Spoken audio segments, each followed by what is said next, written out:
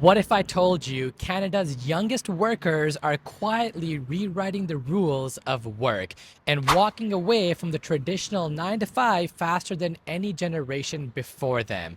From side hustles to creator economy, from mental health struggles to full on burnout. Today, we're diving into why Gen Z is calling it quits and what that means for the future work of Canada. In Canada, 94% of Gen Z, that's people aged roughly between 18 years old and 28 years old, say that they want to hit financial independence before the age of 55. Here is the kicker. Most of them do not believe that a traditional 9 to 5 career job will get them there. To dig deeper and to see what's actually going on behind the scenes, we spoke to a local entrepreneur who made a similar switch in her career. Becoming an entrepreneur was because I was really craving more freedom, control over my life. I actually started my own event company at first, which was what I would try to do to get into entrepreneurship. And it became very successful, but I didn't want to be tied to weekends. I was working around the clock and I was burnt out. So taking a different path of entrepreneurship was my way of building a lifestyle and business that gave me flexibility, creativity, and again, impact is a huge thing because I feel like with a 9 to 5, you can only do so much that you're able to until you hit a glass ceiling. So at least with entrepreneurship, I can grow and make a bigger impact. A recent Harris poll commissioned by Deb found that the majority are turning to side hustles, freelancing, and entrepreneurship to take control of their financial futures. We're talking about everything from Etsy stores, TikTok content creation, consulting gigs, online coaching to drop shipping businesses.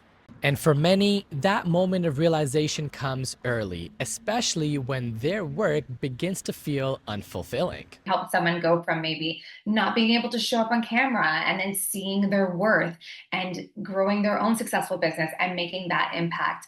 And I feel like that is just what I love about entrepreneurship is like there's so much impact and growth for yourself as well. You to go to the next level of your business, you need to become the next version of yourself.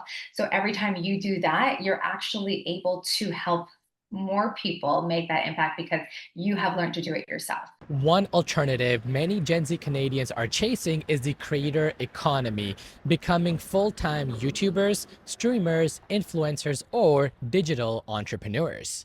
Because they see the opportunity to build their own thing. I think there's so much money to be made online right now that they are jumping on it and they don't want to be working the traditional 9 to 5 jobs anymore. They don't want to be working for a boss and sitting at a cubicle where they could also be doing social media and something on there and building their own brands and traveling the world. And there's just so much opportunity that they're just not settling anymore, I guess. Now, this sounds ideal to be your own boss, make content that you love, and work practically from anywhere. But here's the reality check. Creator burnout and general entrepreneurial burnout is on the rise. Having to face that you are the reason why you are stuck in your business. So accepting that is not your surroundings, it is not the knowledge that you know, it's literally being facing your limiting beliefs and accepting that you need to grow as an individual, to grow in your business. Another obstacle would be that you get into entrepreneurship and you have this like vision that you're gonna be on the beach drinking pina coladas, living your life, so much time freedom, without realizing that before you get to that, you need to put in way more work than you would in a 9 to 5. So you are going to be working around the clock, building out your business, and you're on 24/7. So there is no time frame. You're literally working as much as you want to see the results. So you're hustling way harder at first, and then over time, you start to see the results. But that's why most people don't become successful. This is perhaps the biggest shift of all.